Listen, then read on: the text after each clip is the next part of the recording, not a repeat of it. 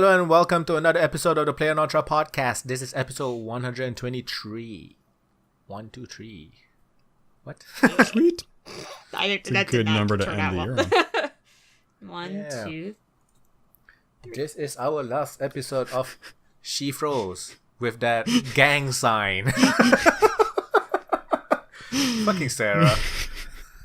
1, 2, boom. You froze on my screen. I'm not sure about... Yeah.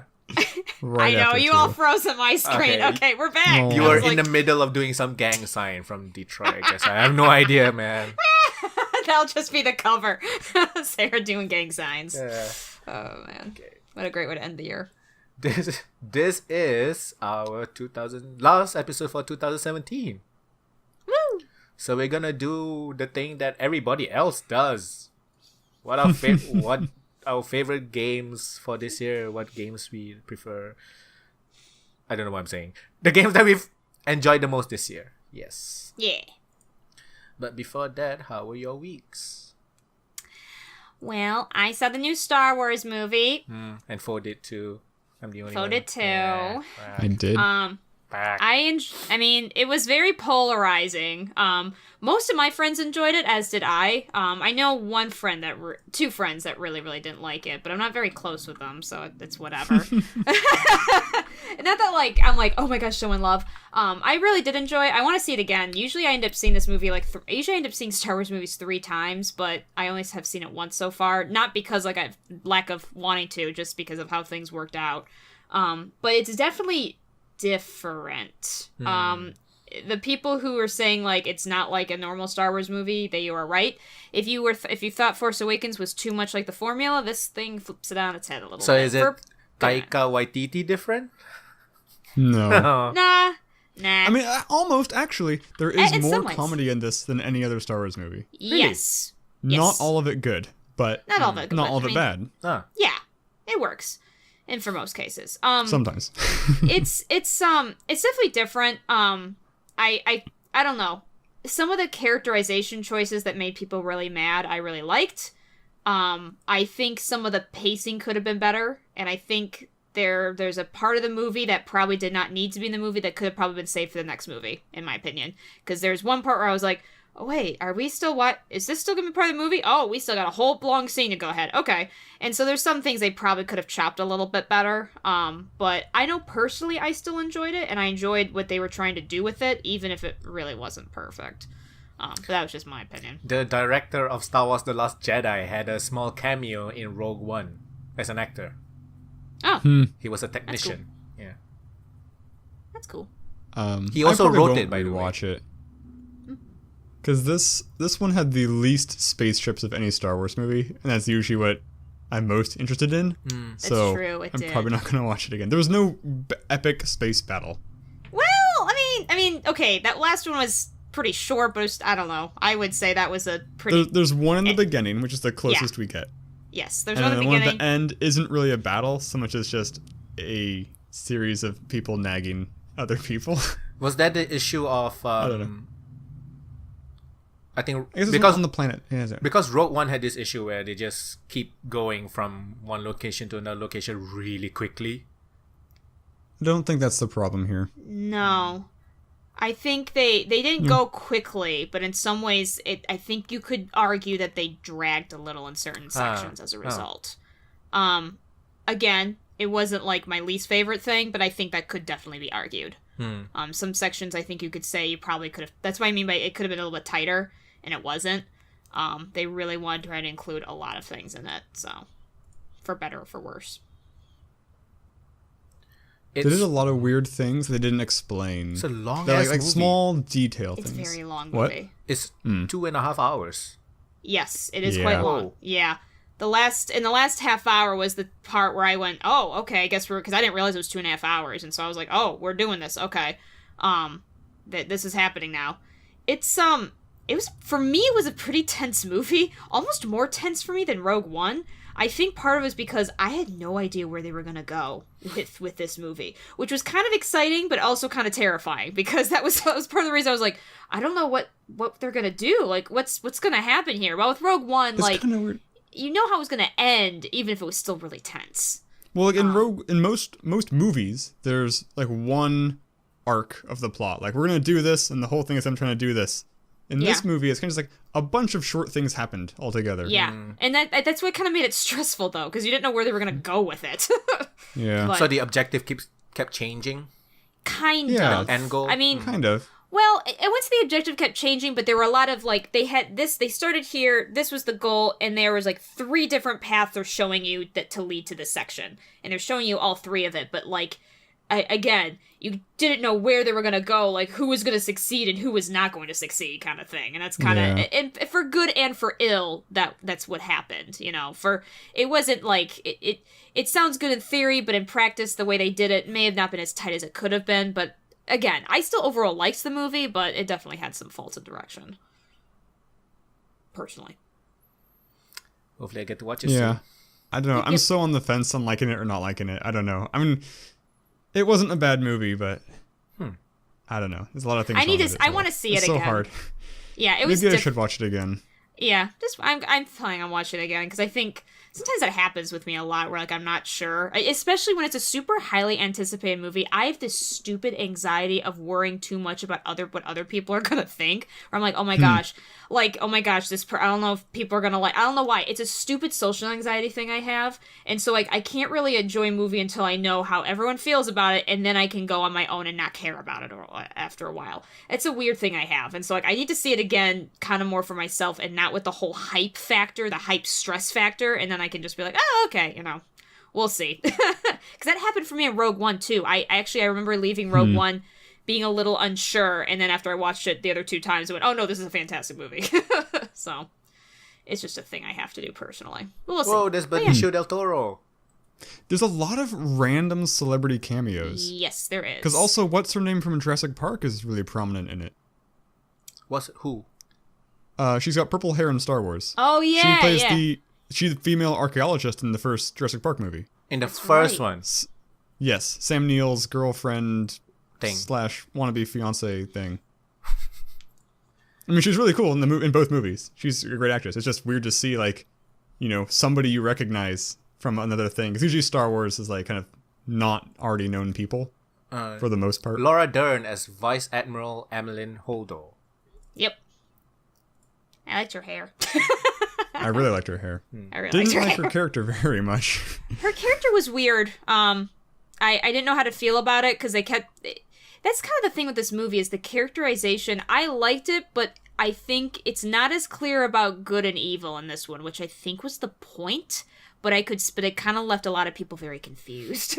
I think, and so it was kind of like, oh, you're kind of like, who am I supposed to root for? Which I don't mind, but I know for a lot of people that's not very fun. But yeah, she was definitely a weird one.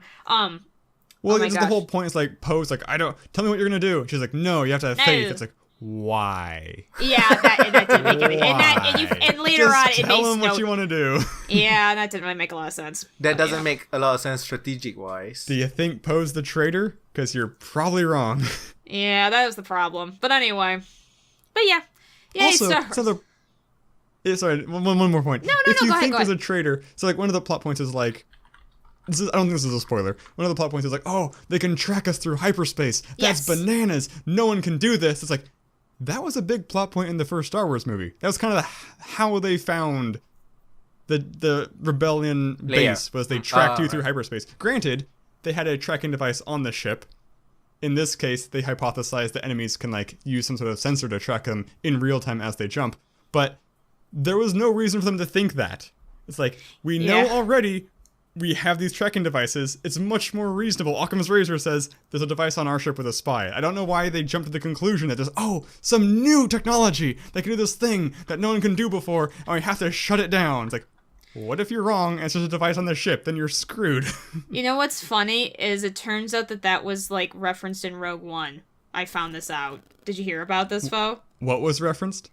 The whole hyperdimension tracking device. The tracking device? Oh, yeah. I did not hear this. I did not know until I read it somewhere. But on Rogue One, you know when Jay Erso is looking through the files, they're trying to find the Death Star plans, and she's listing off random names, and most of the names are just callbacks to old EU stuff.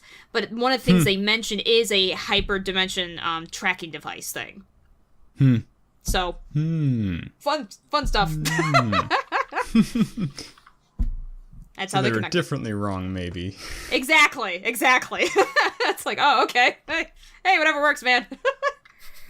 Also, like, Star Wars does this thing sometimes, which I don't know if I love or I hate, where it goes out of its way to make a sci-fi thing behave in an un-sci-fi way. Like, lightsabers are a good example. You know, it's a futuristic sword. In this movie, there's, like, these Star Destroyers, and they're using artillery.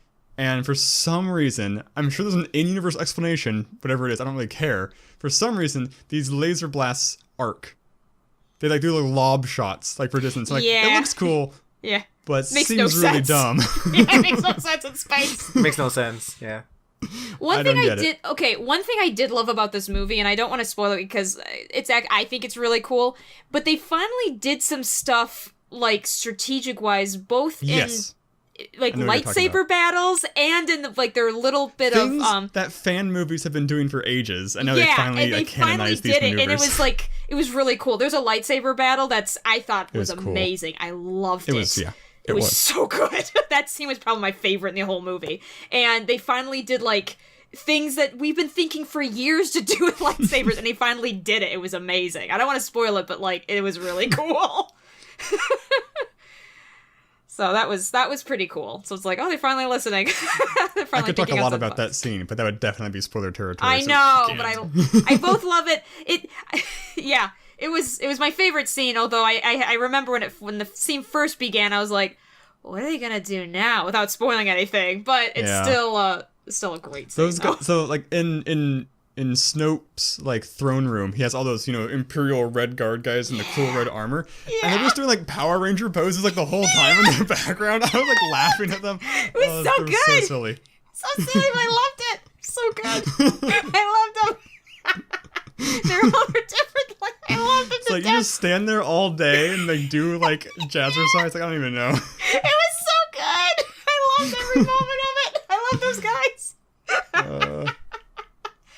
Oh, man. Too funny. I really want to see the Disaster Artist still, but I saw Star Wars instead because that was the thing that can be spoiled. Yeah. Disaster Artist can't be spoiled, so I prioritized Star Wars. I've heard it's good. I never had a huge... I don't even think I've actually ever seen The Room all the way through, or if I did, I was not conscious. It doesn't matter. I've heard it doesn't matter if you've seen The Room or not. It's still a good movie. But I would also recommend you watch The Room with friends because it's hilarious. Oh, yes. I mean, I'm pretty sure I would not watch The Room now without, like, a nice good bottle of wine, but... Yeah. Anybody watch Jumanji? I did not. I actually didn't know it came out yet. I think it's out for us, so let me check. It might be out, like, today for us. Yeah. Yeah. Star Wars came out last week for us.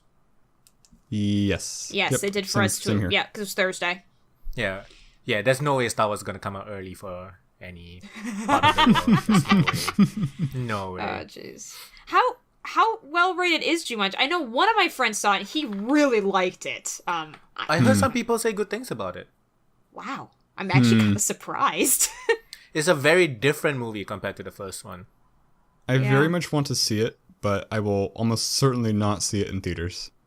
It's fair. 7 out of 10 on IMDb, 77% on Rotten Tomatoes. It's higher than I thought it would be. That's way higher than that's a lot higher than I thought it would be. Well, not a lot. That's still higher than I thought it would be. Maybe The Rock's charms just carry the day. Maybe it's actually funny. I like the whole cast, except kind of Kevin Hart. But I mean, I like Jack Black. I like Karen Gillan. Yep. I mean, it's a good cast. And who doesn't like The Rock? Yeah, I mean, goes without saying, everyone likes The Rock. Seriously. But, yeah. Oh, geez. Speaking of The Rock, what movie is he starring in that showed... Black Adam. Was that it? No. Scorpion King. That is one of them. He is supposed to be in. There's a movie that I saw when I was watching Last Jedi. Oh my gosh.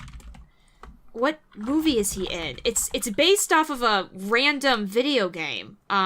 Wreck-It Ralph? Oh? No, that's not a video game. No. What is it? Shoot, I need to hold on, I'm going to IMDb. There's a new movie that's coming out. He's in Suicide Squad 2 as Black Adam. Oh, rumored, I see. Rampage! Rampage! It's Rampage! Yes, I did see that. I did hear that. Yes!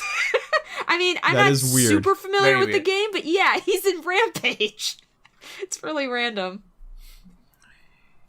there will be a gorilla, a reptile, and a wolf. So only 3. How many characters? If it's like a kaiju movie, I'm kind of interested. But when the main character is the Rock, how much is it going to be kaiju versus... Because right. It could be like the last Godzilla film. Yeah. When Ken Watanabe was but, the last Godzilla film might have been more better if The Rock had been the main character. Maybe. Maybe. The part where Ken Watanabe said, let them fight. Yes, we've been asking for this the entire movie. Just let them fucking fight. Yeah. Sarah, guys, what's with the face? Did you know that Suicide Squad is getting a sequel? Fucking hell. I just saw that, but no. I didn't. And who is The Rock playing in that? Black Adam. Still. Oh. What? Black Adam is part of the Suicide Squad? But that's... no, Black Adam is a villain. I guess maybe he is part of the Suicide Squad. I don't know. I'm not that familiar with I don't know if he was, but he's a villain. Yeah, because I forgot they were making a Black Adam movie. The Suicide Squad has an impressive ability to, like, tame, like, untamable, like, super villains. It's like, you shouldn't be able to just make that guy do what you want with, like, a bomb collar, but you totally can, apparently. Yeah. Who are you talking about, though? In this case, Black Adam. He's basically... like Superman? So he's a villain of Shazam, and Shazam's like Superman. Yeah, Shazam's basically, basically. He's like Magic Superman. Yeah. I like Isn't he the one that becomes a child? Is that him? He's a child, and then he got the power of Shazam. So when he says Shazam, he turns into like a strong flying guy. Yeah. Important fact, a lightning bolt hits him when he does that, which is actually a very powerful move. No, I think Black Adam is going to be the villain. Just the main villain. Oh yeah. Yeah, so but they're making versus Black Adam. Yeah, but they're making a Black Adam movie, which I didn't realize either. Oh, yes, which is going to be strange. But it's weird to have. Does that mean there's going to be some Shazam movie? It's a Black Adam movie. Oh, yeah, that's interesting. Shazam's probably in it. Maybe they show the kid without the powers. I don't know. Anyway, you guys should watch. Yeah. I was just saying the important part is they're making a sequel to Suicide Squad, and now I'm crying. I also won't see it probably. I'm not gonna waste my time. I'm not gonna see it. I'm not going to see it unless I'm drunk, which was my mistake last time. My friends convinced me to see it in theaters. They thought it would be horrible, and I paid money for that, but I drove myself, I couldn't get drunk. I was really upset. Because it wasn't the bad, it's so good, it's bad, whatever. It's bad, it's so good. No, it wasn't at all. It was just bad. This was me during the whole time.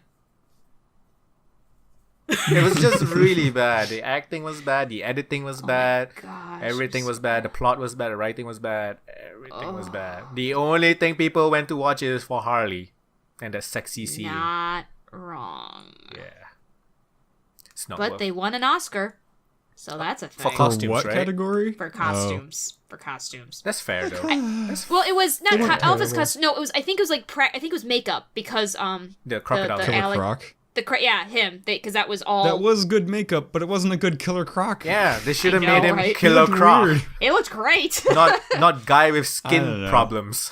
He looked like the Morlocks from X-Men, one of those guys. Yeah, he looks smaller than Will Smith. He shouldn't be smaller than anybody on that team. So yeah, I wanted to play more Shadow of War this week, but it crapped out on me. As in, when I click play on Steam, it just it came out with the error can't start, blah blah blah, whatever. I tried to fix it, no fixes worked. I tried verifying files, didn't work. I had to uninstall the fucking thing and reinstall 70 gigabytes.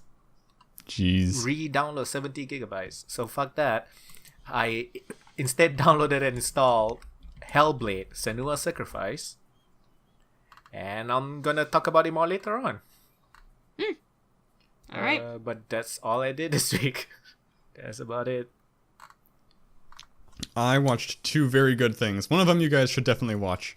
It's a show on Netflix. I don't think it's a Netflix show. It's from Germany. It's just called Dark. Not The Dark, just Dark. Not The Dark. So it's just Dark. It's 10 episodes, hour-long episodes.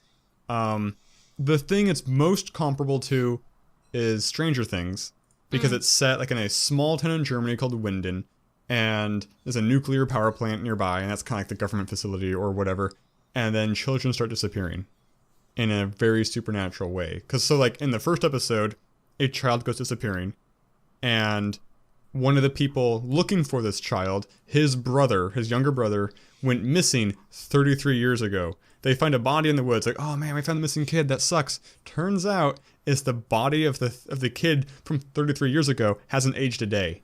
Ooh. So time travel's a thing. And it's a really good show. It's kind of dark. The soundtrack's amazing. Is it in German? Yes. I mean, Netflix does have dubs, but I watched it with subs. Okay. Interesting. So I fully recommend Dark. I wasn't expecting Yeah. sci-fi to be his genre. From the look of What do it. you mean? I mean, from just like the look, Sure, just okay, pictures. yeah. I mean, screenshots. Right. I mean, it's not. Yeah. It's. I mean, because it's the time and travel. The sci-fi comes from time travel, so there's not really Right. a lot of sci-fi elements. It's kind of just like three different different periods of time. Did you watch that Will Smith alien cop movie, Bright, Netflix special? Did that come out? Yeah. I actually kind of wanted to see They it. ordered Wait, the is it sequel. Alien Cop or like a fantasy cop? It was like him and an orc, right? Was it an alien? I thought it was like him in an orc. Is it fantasy? I thought it was fantasy. I'm not sure. I don't know. I have no I didn't know it idea. came out. What's it called? I'm gonna write it down so I do want to Bright. watch it. Bright. Okay. Just Bright. Urban fantasy. You're right. Urban fantasy. It's not sci-fi. Not aliens. Are the reviews for it okay? Reception. No. Eh. Oh, it's one of those critics don't like it, but people liked it because Oh, critics are not people. Interesting. Okay. Of course. Huh. Yeah. Obviously They're not not. people. They're critic Nah, people. they're not real. That kind of reminds me. There's a movie I also wanted to watch that nobody I know has actually seen. It's Arnold Schwarzenegger in a zombie apocalypse, but it's not like him going nuts like Arnold you'd expect. Basically, his daughter gets turned into a zombie, and so the whole movie is just him protecting her. Like he knows she's a zombie, but he doesn't want her to be like killed. Maggie. And so it's just like Maggie. Ah. Yes. You know I some really wanna see obscure it. shit. Jesus. This is like the only a couple years indie old. part coming out of you. And it was the indie part of you coming Yeah. out. Yeah, that's why we have you on the pod. You're the indie expert. Wait, is this movie Right. even Well, indie? It's 4 million budget. I'm sure it's indie. I mean, it has Arnold, but I don't think he does indie that much. But it's indie in like Vibe. atmosphere. Atmosphere. Vibe, yeah. Yeah. But this is kind of related to the other thing I watched. I remember talking to you guys about this a few months ago when I watched the pilot. The rest of the show came out for Jean-Claude Van Johnson, where Jean-Claude Van Damme goes around being Is it Netflix? It's not kind of Netflix, inept right? spy. It's on Amazon Prime. It's an Amazon pretty good. original then. Yes. Is It's it worth good? watching because it's only like 6 episodes and they're 20-minute episodes. This is a very small Nice. time commitment. I thought it was. I thought it was That's good the enough. one where he plays himself as a spy or something like that, right? Basically, so Right. so Jean-Claude Van Damme, the actor, in the real world, is playing a person called Johnson. His like acting name is Jean-Claude Van Damme. So he's technically like- himself. He's technically himself, but his himself is Johnson. What? But he's Yeah. also a real world spy. Or a retired So spy. yes, so he's retired. He's trying to get back into the game. Right. And so he's kind of old and not very, and he always overestimates himself. He's like, I can do this, but it's like he can't because he's like, oh god, my back, or whatever happens. It's mostly a comedy, right? It's mostly a comedy. That's My nice. favorite part is there's a character who the bad guys get to look like Jean-Claude Van Damme, who of course is played by Jean-Claude Van Damme. But he talks like Kermit the Frog. So Jean-Claude Van Damme be like, oh, hey, you guys, I'm gonna drive a truck. And it's like, it's so funny. What am I hearing? I love it when they take like all these, I don't want to say washed up, but kind of washed up, I guess. Like really old Yeah. actors who Well, doesn't do they're past comedy. their Who prime. yeah. And actors who are not really known for comedy and put them in a comedy. Yeah. I quite like that. Yes. So I liked it. I'd say watch it if you have a spare couple So hours. for Bright, there's this critic who is not people, He's not people. Not people. Critics aren't people, remember? who tweeted that Bright Oh, was the okay. single worst movie of 2017. What? That's impressive. Basically, on Rotten And doesn't Tomatoes, seem it's a likely. 3.8 out of 10 from critics, but a 89% from people. Oh man. Yeah. Now I'm super curious. Yeah. Yeah, interesting. I wonder who plays the orc. I don't know. Joel Edgerton. Doesn't seem very familiar. Written by Max Landis. Oh no! He's very hit and miss, no, right? I don't want to see it. Very hit and miss. Yeah. Yeah. I never actually watched American Ultra. Don't. I did watch Chronicle. Chronicle is good. I don't know that one. It's the I'm crossing out bright it's on my the list of things to sci-fi superhero movie, but in a found footage style. do. Oh, I remember seeing the trailer for that. It's actually pretty good. 12 million budget and it made back 1000%. Fucking hell. Jeez. Nice. So yeah, those are things. You played more Nier Automata. You had some. I did. You fought a big ass baby. I fought a giant weird Sephiroth baby. What? It's like one of the first bosses in the game is like you fall into this pit full of like robots, and like one of them's like rocking a cradle going like child, and then for whatever reason the game makes you start murdering these people. So you do, and the robots are fighting. You're fighting the robots, and then for some reason all the robots form like a giant ball, and then like it cracks open and this friggin' bio goo drops out, and it's like a naked Sephiroth, and he starts fighting you. So it's like I'm fighting a baby. Does it have one wing and super long silver hair? He has the hair. It doesn't have a wing, but it has the hair. That's really creepy. And he has the Ken groin. What? Yeah, he's got no genitalia. Ken doll. He's smooth all over, He's baby. smooth down there. Oh my So gosh, smooth. guys. Is that what you describe that as? That's weird. That's just weird. So yeah, But that game's good. it's an amazing game. I'm trying to remember like what else I've been doing with it. I'm kind of right now. There's a lot of side quests. I'm just kind of running around doing quests here and there. I wish there was fast travel.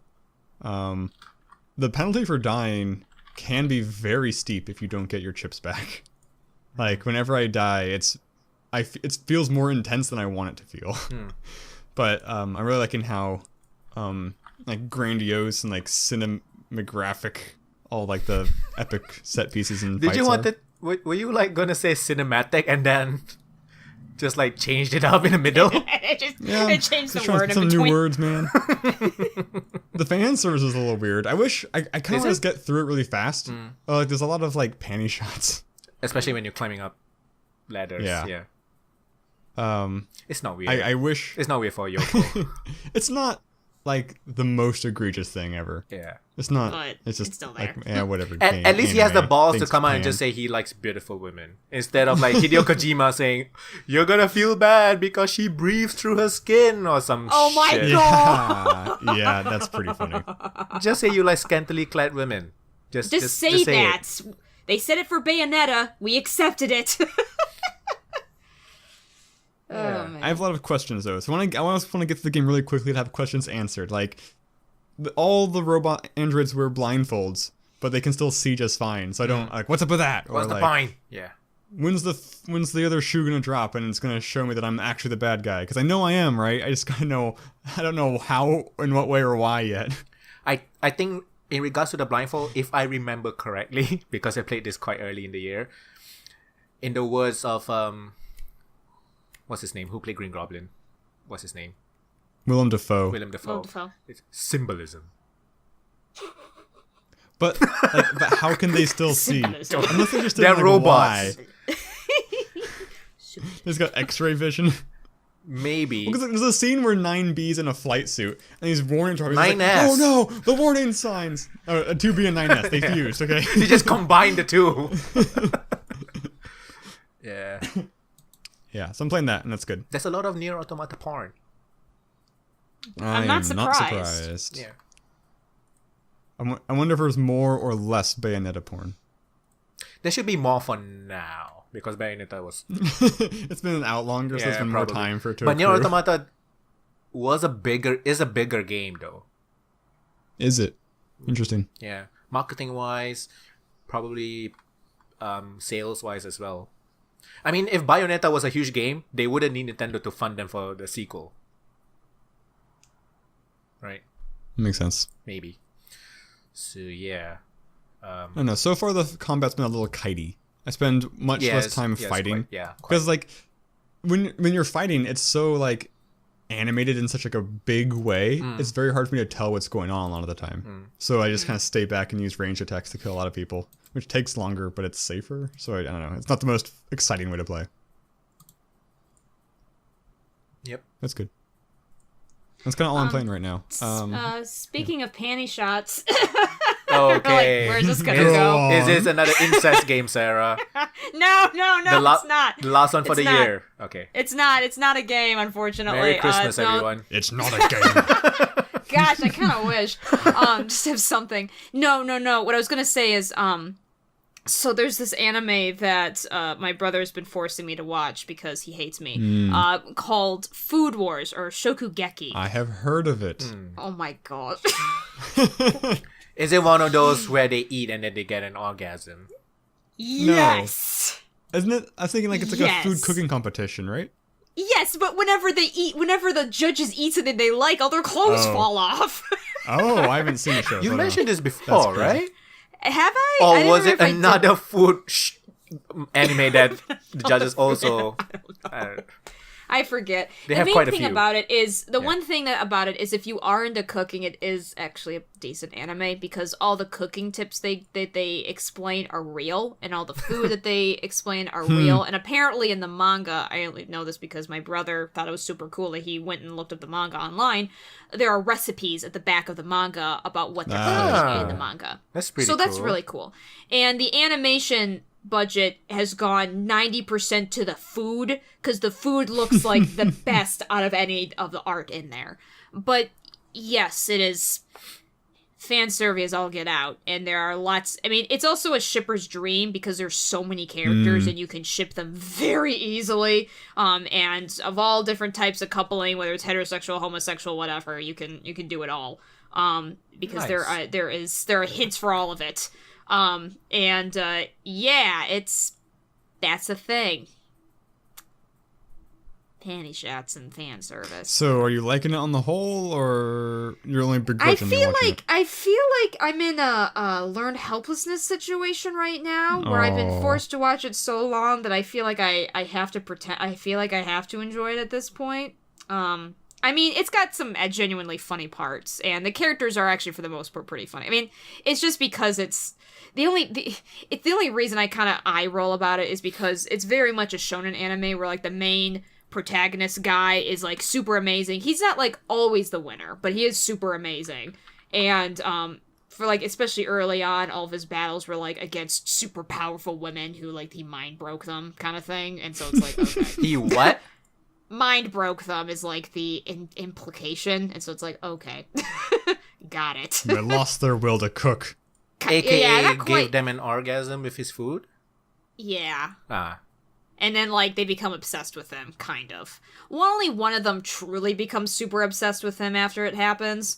The others are, like, just too soon about it, so it's whatever. But yeah, so it's just kind of like, okay. In my point of view. And yeah, I mean, again, it's not bad. If you can get past the fan service stuff, it's actually pretty generally funny. Huh. And the food's pretty good. So, I mean, your mileage may vary. It's not It's bad. kind of like High School of the Dead, which is super fan servicey, but has really redeeming qualities beyond that. Yeah, I think it's probably a fair assessment. I think the other thing, if you do watch it, to keep in mind, that it is shown on primetime TV in Japan. Oh. And you will go, how did this get past the censors? So, you could play a drinking game with that. Do they usually not play the more risk animes prime time? What kind of animes get prime time showing in Japan? I don't really know, to be honest with you. Maybe this is a normal thing. It might be normal. It's just really funny because they really push the envelope. Like, it's not even the naked stuff, because I know Japan doesn't... That stuff doesn't bother them. But it's not full blown, right? It's like food covering or clouds. Yeah, it's like, okay. it's all covered. But, like, but it's still, like, it's very obviously sexual and very obviously so. And, are they underage? Technically, yes, because they're high schoolers. But are they 5,000-year-old dragons? Exactly. But like, so, but I mean, they're technically past the age of consent in Japan, so. So, I was just browsing Steam, and I saw this free-to-play game, popular new release called Dragon's Sin. Oh no. And it's a medieval-style fantasy action game themed around dragons. You'll get to know a handsome mercenary named Greer, who is a child of the Dragon Lord who uses his ability to kill many dark dragons. So you use a handsome man to kill black people, I guess. I don't know. Maybe that's a symbolism. I have no idea. It's free to play, by the way, so you can try it out. It's very positive. That's the weird part. I don't know how to feel about that. Apparently, like, some kids made them during their college years, and they just put it out for free. Yeah. Well, hey, more power to them, I guess. So yeah. Steam is having their winter sale. Anybody buying anything? I should. I just haven't yet. Yeah, I haven't yet, but I almost certainly will buy. Like, I haven't bought anything in the last several sales, so my list has built up, and it's actually a lot of things I care about that are under $10 now, so I'll probably spend more than I should. My wishlist has 268 games. Oh, jeez. Oh, no. That's insane. Because it's easy to use a wishlist as your own list, rather than... It's exactly. Well, yeah, no, I totally get that. And if you use the plugin, you can, like, sort it properly. Oh, I haven't used that. I wonder if I confuse Steam when I put an item on my wish list that I'd previously marked as not interested in. It's like, make up your mind! As both check marks. That would be funny. I was talking with my friend Weem, and he had proposed an interesting idea. What if you had the ability on your wish list to say, for this game, if the price ever becomes this value or lower, automatically buy it? Oh my gosh. Because then... that'd be cool. And then developers could look and say, if I lower my game by 20%, I will instantly sell 5,000 copies and make this much money, which I really need right now. It'd be very powerful. But of course, a lot of people would game it and say, every game in Steam, 1 penny. But there's ways to filter that kind of stuff. So it'd be interesting. It'd just be interesting. It would be interesting. It wouldn't be that hard to program, I don't think, either. I wouldn't think so either. I only foresee, like, maybe... errors in the sure, it's always gonna be they maybe buy the wrong game or bought it at the wrong price, that kind of thing. I don't know how it works across it's probably countries. There's gonna be a lot of like refund issue. Country pricing as well is another issue. Yeah, that's true. But hey, it's not a bad idea though. I mean, even if people can't look it up, having it as a personal thing couldn't be that hard. But also, you might run the risk of, like, if people don't have enough money in their account, and then it kind of gets back, and so that might get a little messy, I guess. Yeah. Like, especially if you put a debit card on file or something. I mean, we already have loot boxes. I don't think we need any more. Maybe it wouldn't work unless you had the credit. It just wouldn't go through. Yeah, fair enough. It's a cool idea, though. Yeah. What else? What else, guys, did you do? Oh, gosh, I forgot to mention this. This happened some time ago, though, so I apologize. I didn't mention this before. Do you guys remember way back when I explained how I got to meet Brentalfloss at a convention? He did a lot of, whatever, had lyrics, and he was making a new game called Use Your Words. So I finally got to play, I haven't bought it yet, but I finally got to play it, actually, the other night with some friends. And it's just as fun as I remembered it being. It is definitely a really funny game, and the main thing about it is the house answers in there are often way funnier than any answer you could ever come up with. So definitely, if you're looking for another new like Jackbox like party game, I recommend it. It's quite fun. So I really enjoyed it. It's really funny prompts, and instead of like trying to trick your friends of what the right thing is, you're just trying to make up the funniest answer. So it's a little more low key in that way. Nice. But the prompts are really funny, and it's really well done. So I highly recommend it. So I finally actually got to play the whole thing. Nice. Cool. Yeah. That's about it for me. Didn't do much. I actually watched, for the first time in my life, Lilo and Stitch. Really? Oh, yeah, I've never nice. watched Lilo and Stitch. And I liked it way more than I thought I would. Yeah, it's a good movie. Yeah, it is. Never really bothered watching it. Yeah, I I need to watch it as an adult. I mean, as a kid, I liked it, but like now I'm seeing more and more like analysis over analysis of certain scenes. I'm like, oh wow, I didn't even think about that. So I feel like I need to watch it as an adult, and I'll have a bit more of appreciation for it. But yeah, it's a good movie. Yeah, I like the girl. Yeah, Lilo, she's cute. Yeah, she's the best. That's it. All right. Shall we do the thing? Let's do the thing. Let's do the thing. Before that, let me just bring up Catherine, that PlayStation 3 and I think also Xbox 360 Japanese puzzle thing is getting a remake. It is, and isn't it? Cool. I thought it was a sequel. No, it's a remake that's also getting extra content. They're adding one more girl in there, so it's a threesome this time. Yeah, I read that somewhere. I was like, what? I thought it was a sequel, but there's a remake. Okay. So it's called Catherine Full Body, and it's coming out for the PS4 and the Vita. I'm not sure how that's gonna go, because the Vita is not a PS3. No, it's not. So yeah, that'll be interesting. But have you guys heard of a console called a Blue Mars? No. I just heard about it. I don't know. It's apparently like a. It looks vaguely like a PSP, but it's like for retro games. I don't really know. I don't know why I hadn't heard of it before now. Sorry to interrupt. Now I'm interested. Curiouser and curiouser. So yeah, because Catherine is one of my favorite games of the last generation, and now I get to play on the PS4. It's so good. Well, there you go. It's so frustrating though. It's such a difficult that game. Seriously. Yeah, the puzzle aspect I've heard I've seen is really hard. I just make fun of it for the story. To be honest, I make fun of it for that. But I mean, I've heard the puzzle aspect I've heard is actually genuinely difficult. It's freaking, and because like, you have to go fast. If not, you'll die. Exactly. Yeah, and it's you can make mistakes, and you have to. And you get screwed over. You get screwed over. Literally and figuratively. Pretty much. Oops. Did I say that loud? So yeah. Shall we do the thing? Let's do the thing. Shall we? So this is the time for our favorite games that we played in 2017. Not necessarily games that came out in 2017 though.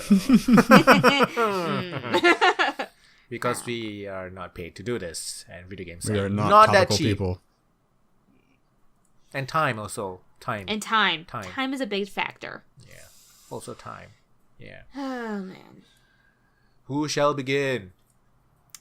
I can start. This is a game that did come out in 2017. Actually, I'm going to fact check that right now just to make sure.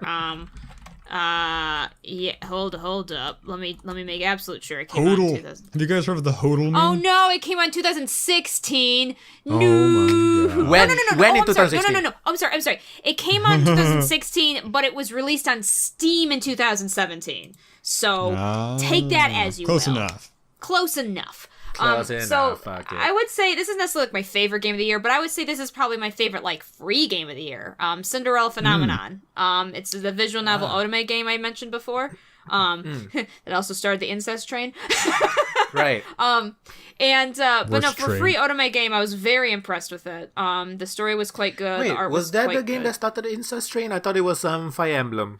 No, it was Fire Emblem, but then I just happened to play Cinderella Phenomenon like after that. So it's that's you're right. It's part of the train. It's part of the train. Jesus. And so that was anyway, it's for like a free game that came, and then it was on Steam in 2017. I definitely recommend it for a free otome game, romance and stuff like that. Storyline's pretty good. Mainly the reason I want to point it out is the female protagonist, the heroine of the story, is very different than most kind of otome games for female heroines, and I liked what they did with her, and it was pretty interesting. She is not a likable character at the beginning, but she definitely has to get her comeuppance, and yeah, so it's definitely interesting in that way. And the art's really pretty. So that's my first submission. I feel like I'm missing out actually, because did you play this? I don't think you did. I feel I'm missing out because of not playing Doki Doki Literature Club. Oh, good lord. I haven't played it. I've heard of it. I can't play it because now I've heard too much about it, to be honest with you. I've heard enough, but not too much. I've heard enough to know to not probably shouldn't play it. It's not for I think I'm kids. gonna get nightmares. That it's not is for kids. what I know. It's not for kids. It's not for kids. I have been spoiled. I don't know the context. I've just been spoiled on certain scenes, basically. And so I'm like, I don't even know the context, but that sounds terrible. Does it have Well, gore? I know nothing. I don't gore.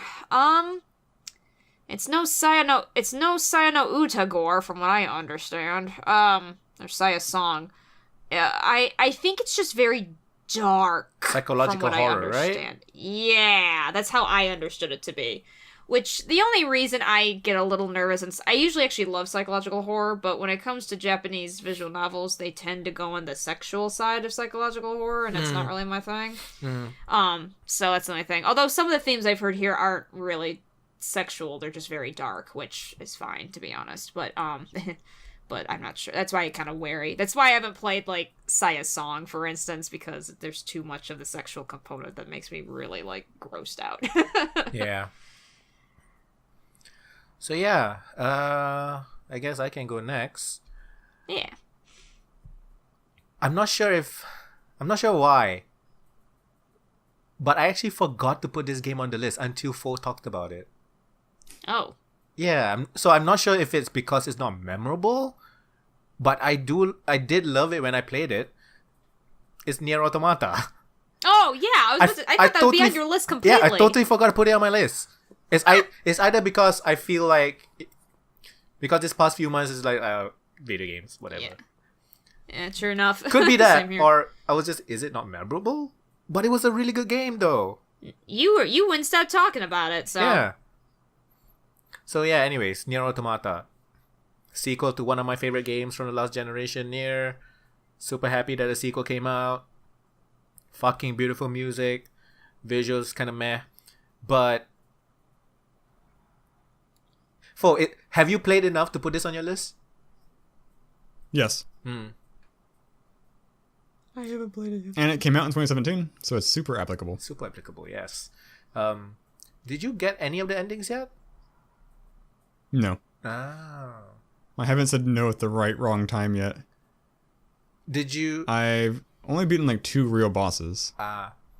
So what made you decide to put what made you decide to put this in your list, even though you played so little of it?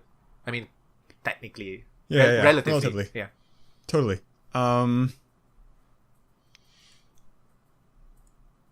Maybe it's because I don't play a lot of games that are of this genre. Like, it's an open world RPG, basically, at its core. Yeah. And so I feel like I have a lot of nostalgia for that, because like my favorite games when I was younger were like the Game Boy equivalents of that. Like the combat would be like turn-based, but still like an open world RPG. It kind of felt like you're in this fairly immersive world. You can talk to people and do things and get stronger and find secrets and acquire items. And this gives me more of that. Because nowadays, mostly what I play is like point-and-click adventures, linear like walking simulator stories, puzzle-heavy games. Not so much RPGs. Certainly not like. Is this like a Musa technically, like a character action game? Yeah, I guess. So I don't know, I like that. My favorite aspect of the whole game so far has just been the CPU system. I really like the idea of like, oh man, I need 1 more point to make room for like plus 4% melee damage. Guess I gotta remove my health bar. That's and, like, a really cool. Removing GUI elements to do like, oh, it's so cool. It is cool. It's really cool. Yeah. Yeah, it does have so a lot of... My opinion could change. I could hate the game before I finish it, but I don't think that'll happen. It does have a lot of really cool mechanics, and the story is quite good. I'm thinking there's a lot of the story's pretty good so far. I don't know if it's nostalgia, but I did prefer the music and the story from the first game. But this one, the music's actually not the a gameplay's big better. hit with me right now. Like none of the music's bad, but so far most of the time it's felt really out of place.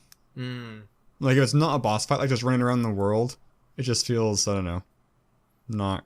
I wonder if fitting. it's a Western versus Japanese culture thing. Actually, yeah, totally. Because like could be. I've watched like the like animes, and then I've watched Western dubbing, and some of them actually changed the music up. So in the end, Interesting. in the Japanese version, a fight scene might have a more melancholic kind of music, and in American version, of course, it's like heavy metal, hard rock, right? Of course it is. Of course, yeah. And it doesn't really match, I feel. Maybe because I watched the Japanese one first. They're very different things. Yeah. Yeah. Well, like, that's why Same I scene, watch. two totally different music. Yeah. Yeah. That's why I almost always watch subtitles instead of dubs, because it's very easy to twist the tone, the intended tone of like tone of the the original delivery of a creators. line or something like that. Yeah. Like if you're gonna say like you don't agree with the original creator's vision, that's fine. Yeah. But at least you gotta know what it is first, I guess. Sure. Yeah. But yeah, Nier Automata. The boss fights are so fucking cool. Yes. And the perspective changes is so really smooth. It's a really good game. But I think one part of it is I put way too much I kind of hyped myself up for the game. I think way too much. It was a really good game, but it didn't reach like the level of hype that I personally put on the game. Yeah. That's hard. That's so hard. I would. This is impossible. This is a stupid bar to have that every game now lives under. But I do wish the combat was a little more Dark Soulsian. Yeah, but it is a Platinum game. Platinum don't really do Dark Souls style. No, they games. Yeah. I wonder if they can though. Nah, they way prefer combo and like fast pace. Like I said earlier, it was right now it's too kitey, and I want it to be. I want to have a bigger incentive for it to be less kitey. I remember watching a Let's Play for the first Nier game, and bosses seemed a lot more like, okay, here's the stage where I just do a bunch of dodges, and there's like a bullet hell scene, like kind of more like procedural, and that hasn't happened yet in Nier Automata to me. There's been not very much of that. Yeah, I actually the gameplay was the part that I didn't like the most. And it's supposed to be believe it. And it's supposed to be the best. And it's supposed to be what Platinum does best. The gameplay. Yeah, that's pretty funny. Yoko Taro handles everything exploration, else and Platinum RPG handles story. the gameplay. But the gameplay was the part that I feel didn't live up to the rest of the game. I feel the atmosphere, the music, and the story was like much better than the gameplay. The gameplay was very basic. Didn't really have that much depth to it's the not combat. like bad per se. It's It not doesn't bad. Stand out. It's sufficient. Sure. Yeah. I agree with that. I completely agree with that so far. Yeah. So yes. I kind of wish crafting was also a little more, because I feel like I collect all these what? items, and crafting, which is a little more crafting. I have like 1 billion pieces of copper, and like I don't know what to do with them. Yeah. I guess sell them. But now that I spent all my I've maxed out my CPU, I don't know what else to spend money on. Like I've all these but all these faucets on, but no drains. Pretty much. Maybe we should die more often and just buy chips. I don't know. Yeah. So my game. I just now looked up most of the games on my list to see when they came out. Most of them are in the last 2 years. Because I think my number 1 game is probably Infra, which technically came out January of last year, but as an episodic game, so the final episode didn't come out until earlier this year. So if that counts. But it's I've not talked about it before, but it's very quickly. It's like a first-person puzzle game in the style of like Mr. Riven, I guess. But what makes it really compelling to me is how organic the world feels, because it's not just like a series of puzzle rooms. I mean, that's what it is, but it super doesn't feel like that, because there's a lot of like side puzzles. Because like the whole point of the game is you're walking along, you're traveling along, and you're kind of noticing elements of the infrastructure. It's like, oh, we came across this dam, it's cracked. Oh, that's bad. Or like, so that's like a simple version of finding something bad. A more compelling version would be like you come across a water treatment plant, and you can like hack into the computer system and find a recording of like somebody saying, here's why we should stop funding the repair of bridges. And so you're trying to find like corruption in the city infrastructure system. And so like, to get the best ending, you have to find enough corruption. And there's all these weird little like secret like tidbits that are dropped in. And so I think that's what kind of kept it very me invested, because I'd always be asking like, oh, what's this mean? And it always kind of leads somewhere. I didn't find enough things to get to get satisfied, but I got the mediocre ending, so I kind of want to play again. But those secret puzzles are so hard and so missable, and the game only has one save slot, so it's super easy to just pass a thing and you can't go back to it. But I still really, really like it. It can be very daunting. I'm trying to remember if I ever had to use a guide at any point. There were definitely times I wanted to. I don't think that at the time there were any guides for it, because I was playing it as it came out, so I don't think that existed yet. I would definitely have to use a guide if I wanted to get the good ending, though. There's no way I could do it on my own without stopping YouTube and just doing all my video game time just for this game. Then I could probably figure it out, but that's not fun. Yeah. The runner-up, I think, was either the Warlock of Firetop Mountain or War Tile, which are both kind of similar, miniature RPG combat games. I guess I started with a free game, but my real I think number one game that I played this year definitely would be Kathy Rain. It came out in 2016. Oops. But I didn't play it until this year. It was a game that I had kind of kept my eye on and had been told I probably would like, especially since, I really... not that I played tons of point-and-click games. I never really played tons of classic ones growing up, but I did play, a lot of the Nancy Drew games and kind of fell in love with the genre through that. And so... And I knew all the tropes of point-and-click games, too. Even if I didn't play them all, I knew them all. And Kathy Rain was just a real good breath of fresh air on the point-and-click genre. I only needed a walkthrough once or twice. And once was just because I really was I completely misunderstood a direction. And the other, I think, was because I was lost to where I was supposed to go next. But usually, though, overall, I did a very good job of making everything fluid. And the puzzles were overall not super stupid. They made sense. What you were supposed to... Because part of the problem with point-and-click games is that the difficulty often, it's either borderlines on way too easy or making it stupid difficult because they just make it so difficult. Hard. Just by you not giving you all the information or, pixel hunting and stuff. But this did a really good job of not making it too easy, but giving some really unique puzzles to do and stuff like that. The only thing with it was the story I thought got away from itself, mostly because I thought it was kind of grounded in reality story, and it wasn't till way too late that I figured out it was not a grounded in reality story. Did it have Fahrenheit complex? David Cage Fahrenheit complex. That's a good question. Not quite so bad, I would say. Not as drastic, right? Not as drastic. That game fucking made a 180. Yes, it did. Fucking 540 turn. Yeah. And to be fair to Kathy Rain, there were hints of it all along. I just kind of mentally blocked them out because I kept thinking it was no, they're gonna show us that this is all fake or something like that, or it's all in somebody's head. But they didn't, and then it was just hard because I really until then when I finally got in the mindset of, oh no, this is all actually real, then I could feel it. But it was really hard for me to take it when it started getting kind of weird and supernatural. I was like, what the heck? Oh. Okay, Kathy believes this is real. Okay, I guess I have to believe this is real. But the lead up to it, they did do a lead up. I just didn't believe it at first because it was so... I couldn't tell. Especially since it doesn't help that Kathy Rain is naturally such a skeptical person, but they don't really play up the fact that she's all of a sudden dealing with supernatural. She just all of a sudden kind of accepts it. So that probably was also not a good thing. If they maybe had made it a bit more natural for accepting it. Otherwise, though, as a game and the themes that they dealt with some pretty adult themes. And they did a decent job of dealing with it, even if they did it a little fast. And the voice acting was phenomenal. It was genuinely funny. And yeah, I really hope there is a sequel, because I would definitely play it. So that's definitely my top pick for 2017. It's a new game, right? It's not part of an older series or anything, right? No, it was definitely no. It came out, like I said, in 2016. It's new. I think the company's new too. Right. It's their first game, or with probably their first paid, known game, right? They probably had other games. I just don't know about them.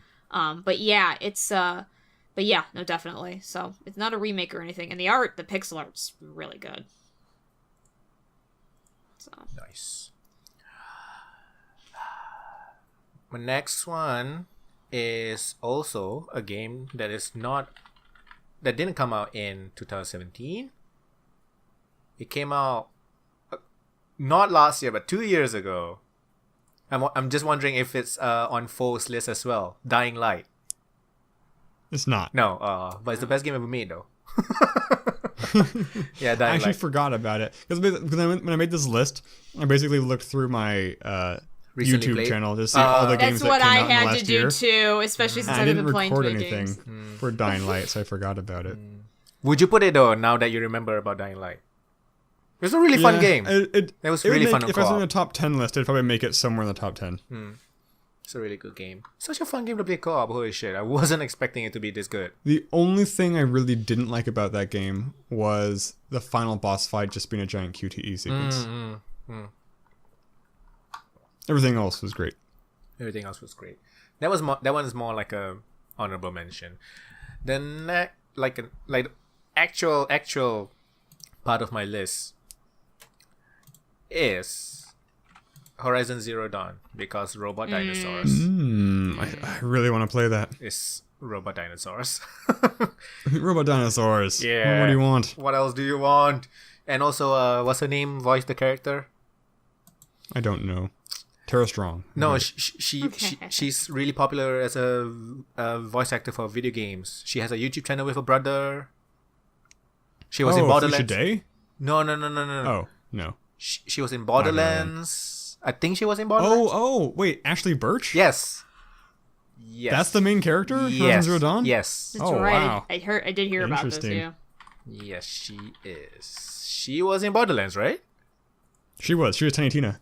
She was Tiny Tina, yes. I was thinking Tiny Tina. She was I wasn't too also half of... Do you remember that the gun, the Bane, in Borderlands 2? sure. Whenever you shot that...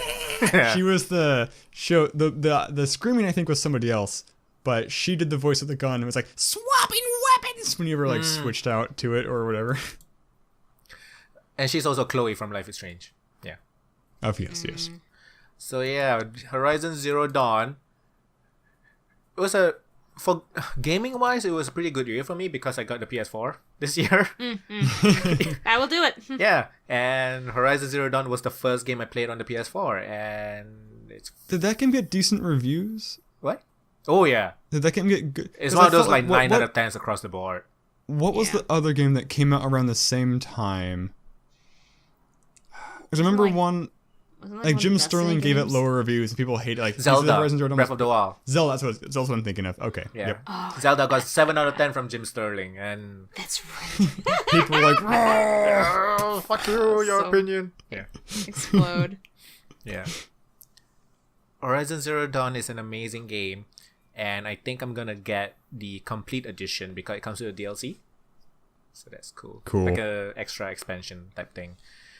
More dinosaurs to kill. It's so cool when you shoot the arrows and the arrows explode and the parts just fall off the dinosaur. Oh, it's so fucking cool, man. But that game is like totally just like, you know how some games is like, oh, you play it for not just the gameplay but the story and the atmosphere and everything. This one is just like, for me, it was just purely the gameplay. Like okay. everything else was pretty cool. Like the atmosphere is pretty cool. The visuals was fucking amazing. The story was interesting. There was that black guy. What's his name? Fuck. He is the guy who is in John Wick. The black guy. He is the concierge or something. oh, The front office guy. gosh, dang it. Yeah, I should know his name. Yeah, but I'm he was in the blanking on game. it. Very major character. The story was I'll pretty look it up. interesting because like post-apocalyptic and stuff, and then you start learning about what happened to the Earth and all that. But yeah, but for me it was purely the gameplay that kept me going. Because eventually, like most Oh, you're games, talking about Common. eventually most games that has like progression and stuff, you have everything you need. You don't need anything else. I still went around hunting freaking robot dinosaurs because it's just fun to do. It's such a good game. Highly recommend. It's a must play for anyone that owns a PS4. Must play. And it's the first game that I played, unless I'm remembering wrong, that had a photo mode. So it literally pauses the game. You can change camera angles. You can change the pose of the characters. And I like it because there's a trend now almost. Like the new Uncharted has a photo mode. Hellblade has a photo mode. I think Shadow of War also has. I didn't know that. Which I think is pretty cool. It's a pretty cool feature to have. Some pretty fucking cool screenshots for some people then. So yeah. Do you want me to go again? I think what else? I mentioned. Go ahead. I think I have something too. The Warlock of Firetop Mountain, which is 2016, and War Tile 2017. But This game is. I'm gonna mention Lupus and Febula because it was probably the best point-and-click adventure I played, but I don't know why. I think just because it's super memorable. So it's a point-and-click adventure, and the graphic style is kind of like a Monty Python / medieval painting. Like everything looks kind of gets cut out from like a medieval painting, just pasted together, and then kind of animated South Park style. Mm-hmm. But the story is super weird, and the puzzles can be a little abstract. Like, I definitely tried to look up a guide 2 or 3 times throughout this game, but nobody's played it, so I had to muscle through it. So now I am the guide. My YouTube channel is the guide. Oh my goodness. But it's, I don't know, I mean, that made it more rewarding, I guess, not having to use a guide, but it's just kind of cool. Like, every time I finish a level, I was always super excited to see what the next level was. It was always just some weird, random, like, giant painting thing. Yeah. With weird set pieces. So I think it's worth checking out if you really like point-and-click adventures. If you don't, then don't check it out at all. Yeah. I would definitely add another on the incest train. The Fire Emblem Fates, Shadows of Valentia. Although this one was a faux incest, it actually wasn't. I thought it was totally going to go in that direction. They didn't, so whatever. But no, I really enjoyed this game. The art is beautiful. The sprite art is absolutely beautiful. I never played the original one that it was remake of, so I can't really compare it. I've heard they're basically were the same. They just kind of revamped the art and a little bit of the battle system. But the maps, in some ways, actually, I think that was a detriment. The maps were exactly the same as the old game, which I think is its biggest downfall, because some of the maps... See, my first Fire Emblem game was Fire Emblem Awakening, like a lot of newbies. And Fire Emblem Awakening, the map system, the way they designed the battles is very tight. Well, with these older games, they probably weren't as tight as far as, like, strategic-wise of what is best for both sides. And so that was kind of a problem I had with Shadows of Valentia, is often the maps were like this huge expanse, and you could very easily get into a problem where, like, a couple of members of your army could just skyrocket ahead towards the army while your others would be lagging behind and not get a chance to even hit because they take so many, they don't move enough. So you have to, like, move little bits at a time or else, like, you're gonna get, your Pegasus warriors are gonna get slaughtered because they're way too far ahead of the rest of the group. But anyway, and the only other thing I would say is the story was, the ending was a little anticlimactic. I think I didn't see the ending coming, and so I was like, oh wait, this is it? This is the end? And I was like, oh. And they have an after section. I haven't really played it. It's like a harder section. I haven't really played much of it. But other than that, I really enjoyed it. I liked the story. I loved all the characters, and I liked what they did, even though there were tons and tons of side characters. I like what they did to try to give them personalities and a story. They had little bits where, like, you could learn about every single character. They kind of tell you a little bit about their backstory, which was really cool. Yeah, I mean, I had a lot of fun with it, so I'm hoping someday to get enough money to get all the Fire Emblem, no, I'm sorry, that's Fire Emblem Fates. This is just Shadows of Valentia, but the Fire Emblem, the ones, there's like 3 of them that all go together. Someday, I will get all 3. I like the newer Fire Emblem games. But it's like hugely, it's not like Pokemon, right? It's like hugely different games with different stories, different characters, right? Yeah, well, Shadows of Valentia is very different from your typical Fire Emblem game, from what I've heard. I meant was, Didn't one of the Fire Emblem games came out with like 2 versions or something? Yes, so that's the Fates, I think. Birthright and something else. Yeah, Birthright, Conquest, and then there was a third one. There was 3 of them, and they made a third one that was downloadable only. Yes, basically it's the same. You're the same kind of character. You make your own character, like in Awakening. Right. But in basically the long and short of it, there's these two kingdoms that are kind of at war with each other. You were born in Kingdom A, but were early on adopted and raised in Kingdom B, and now they're at war with each other, and you have to pick a side. And so one game is if you're with Kingdom A, and the other game is with being with Kingdom B. And then there's the third one that they made that's downloadable only that basically is like them working together, because there's a greater evil. Spoiler alert, that's all I know. There's a greater evil than these two kingdoms, but they're different from what I've heard. Yeah, the one of the games is actually kind of an easier game. It's more of like what we are used to in Awakening, while the other one's actually way harder. And the third one I think is a weird mash of both of them. I do want to play them someday because I liked Awakening, and it's very similar to Awakening. Shadows of Valentia is very different. There's like no romance thing, which is fine. They've already got their kind of predetermined shipping in there, so that's fine. It's also there's dungeon crawling a little bit in there, which is interesting, which I liked. And yeah, Shadows of Valentia, if you are only used to Awakening in those 3 games I mentioned, then Shadows of Valentia is going to be very different for you. But if you're willing to, just kind of play it for the story and everything else, it's very solid. I enjoyed it a lot.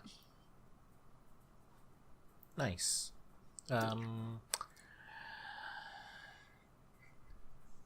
Next one is, I would put, next one is more honorable mention because I don't think I played enough of it, but it's not a very long game, but it's Hellblade: Senua's Sacrifice. And I kind of knew the themes before going in, but experiencing them is a totally different thing. And that game is really it's so creepy. My god, they got down the atmosphere really, really well. It's you guys know what the game's main theme is about, right? Something depression-y, something about loss. Something sad. The main theme is about mental health, but I think it's specifically dementia. So the main character it's the sound design and the visuals and the atmosphere. It's really good. It's psychological horror kind of good, and the main character here is like 3 to 4 different voices in her head at most times. It's like really creepy shit. It's like one of the voices like keeps laughing at her. Another voice keeps asking her to like turn around, go back, don't do it. The other voice keeps telling her, go ahead, keep doing it, keep going. And it's like, oh shit. And the combat is also really good. Like it's quite simple. I didn't expect that. It's quite simple, but I think it's because it's quite visceral, and it feels very weighty. And it's just like the sound effects also lend to the especially when the sword hits the body, and it's just that really gory visceral sound, and it's just really well designed, and I feel like the combat to exploration puzzle solving is quite seamless, and both of those things don't really overstay their welcome too long. And I think it's a really well contained, tight experience that they made. I think it's supposed to be like 6 to 8 hours long, and I'm already like 2.5 hours, 3 hours in, and it's already one of the best games I've played this year. It's really good. Cool. It's really good. I highly recommend it, and it's cheap. It's definitely on my list to pick up during the sale. Yeah, full price is $30. It's pretty good. So yeah. Another one that is like in that category of I didn't really play it enough, so it's kind of like an honorable mention, is Shadow of War. Is it fair to say I don't want this game to be on the list for its loot box thing? Sure. I mean, it's at that point it's almost kind of like a oh my gosh, what's the word I'm looking for? Protest. It's like I don't want, you know what I mean? I think there was a website that gave it was it that game or something else? Gave it a really low score. Gave one of the loot box games a really low score. I But thought that was an EA game. Destiny, maybe? it was either Oh, Battlefront 2. I thought it was Battlefront. It was either Battlefront 2 or Shadow of War. But I think it was Shadow of War because in the review itself they said that the game is actually good. Oh, okay. And that the review score just reflects on their business practices. Mm-hmm. And the thing that I've heard about Battlefront 2 is the gameplay is not that great. So My brother seems to be enjoying it. He's been playing it, but I think it's he is just part of the simple. problem. He's part of the problem. He and all his friends, all his banker friends. Yeah, fucking bankers, man. I think Battlefront 2 is going for like 40% already. And it came out like, 2 months ago? Christ. One thing I will say about Battlefront, though, because my brother played through all the missions, which, all the mission mode, the story mode, which is really short, and the names for, like, the individual missions while you play are pretty funny. I wish I could think of examples, but, like, they name, like, the random missions that you have to do, and whoever had to make up those names, I give you an applause. Those were some funny names. Again, you'd have to look them up. I can't think of them right now, but they were pretty funny. Anyway. Yeah. Shadow of War is more of the same. Cool combat, fluid combat, cool nemesis system always. But I do feel like it's a bit too big. I just feel it's a bit too big because the game is just going to be the same thing over and over and over and over again. And it made it like a little bit too big and a little bit too long, and you gotta keep doing the same thing. But that's my only problem with it. Other than that, it's a fine game. I'll probably give it like a 7 out of 10 or something. It's not horrible. It's not amazing, but it's more of the same. And if you like the first game, I recommend the second one. Yeah, anybody else got games they played this year? What did I do this year? Owlboy was good. Okay, sadly, I still haven't finished it just because I was on a binge to finish it, and then, like, everything got super stressful, and now the reason I haven't finished it just because, like, I haven't had time nor the energy to, but I was, like, the only person who liked Andromeda. That was a thing. Oh my god, I totally forgot Mass Effect Andromeda came out this year. Ha!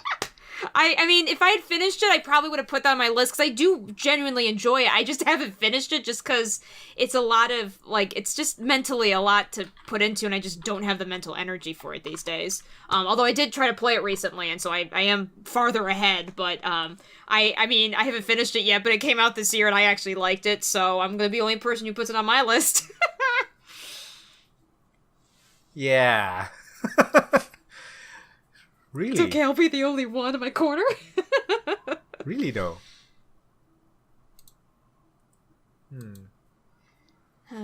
Totally forgot that was a thing.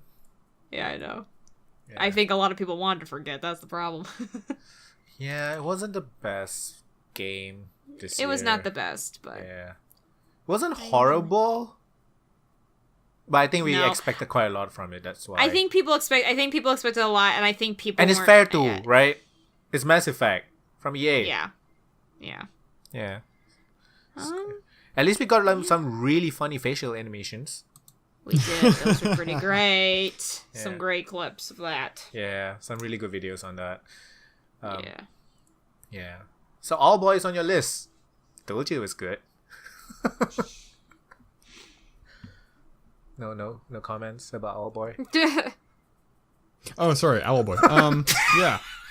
I heard all boys on your list. I didn't know you were talking to me or Oh, what you're talking boy. about. Ow. All the boys are on my your list. All the Oh boys. my Exactly. Emily. Ugh. Yeah. I didn't get all the secret stuff. Yeah, but I missed a liked couple of the things. music a lot. Music's really good. And the art was cool. Gameplay was fine. Also, a good point-and-click adventure that I think anybody would like, because it's also very short, is the Dark Side Detective. It's like a couple-hour-long game. You're like a detective, and supernatural stuff happens. Is that a really creepy Pretty one? straightforward. That Not hard. No, it's not too creepy. I remember you playing a creepy one about. You might be thinking of Thimbleweed Park. No. It's about a murder happening in a house or something. Was it this year? It doesn't. I don't know exactly what you're talking about yet. Murder in a house. You play like a cop, and you and your partner goes to the house, and then there was a murder, and then your partner died, and then you became an old man, and you have. Oh, yes. You're in like the house for the elderly, and you sneak out and try to find the guy who killed your partner or something like that, right? Yes. That was actually quite good. I mean, that was a good one. Yeah. I think that was last year. Let me check. Right. That was actually... I saw your video. I think it was called... Thanks. Yeah, that was a really good one. Shoot, where is it? It had time in the name, right? Oh. I don't know. While you're looking for that, Sarah, you were talking about Fahrenheit, right? Yeah. So I was just Googling Fahrenheit as I was reading the plot again. And then the Indigo Child thing came up. Yeah. And I Googled Indigo Child. It's a thing. Yes, it is. I didn't know it was a thing. The Indigo Child is is an upgraded blueprint of humanity. Listen. Some children, they don't have like a mental disorder or ADHD. They're just a little more special and just a little more higher advanced than your child, and you need to respect that, okay? I am on a website. An Indigo Child. I am on a website called Gaia.com, as in GAIA. This article was written this year, March 10th. 13 signs you are an Indigo Child. I'm not sure if this is satire or not. 13 common traits of an Indigo Child. You feel entitled. Yep. You are destined to be here. Yep. You have high expectations of yourself and others. You are perceptive. Yep. You question authority. Yep. You want to overturn the man. You are creative. You are a change maker. You are a lost soul. You are driven, passionate, focused, highly psychic. Okay. Yep. Frustrated. Yep. How do you know so much about this, Sarah? All teenagers match that because description. I happened to read, I forget why. I think I came across it just in general, and I was like, what the crap is this? And I just looked it up, and there's an Indigo Child, and there's also something called the Crystal Child. And yeah, it's super dumb. The whole Indigo Child thing, mostly I think I read about because people would make comments about it on certain things. But yeah, all those things you read, yes, that's what they say. They sound like the worst person in the world because they're so deeply in touch with the world. And they feel the entitled thing is one that you see everywhere. They feel entitled to be here, which I have no idea what that means. They just sound like assholes. Yeah. But that's the whole thing, is they feel entitled and they question authority. And they're very creative. You should stifle their creativity. So they're and I'm 15-year-olds. Yeah, well, unfortunately, these are usually super young kids that they put this on. And it's like, no, your child just doesn't... And these are people who also believe in, like, healing with crystals and shit like that, right? Usually, from what I gather, yes. So, yeah. And they tend to be white people that is very in touch with more Asian... spirituality yeah, stuff, right? I mean, like that's ours for us to take, right? I mean, we just get to take because we like. I'm just teasing you. 3 great offers. Too real. I know, too real. Yeah. So yeah, I didn't know David Cage took a real thing. I seriously did not know. Yeah, to be fair, I never actually made that connection before till you said it. Indigo prophecy. Now I fucking understand. Okay. Yeah.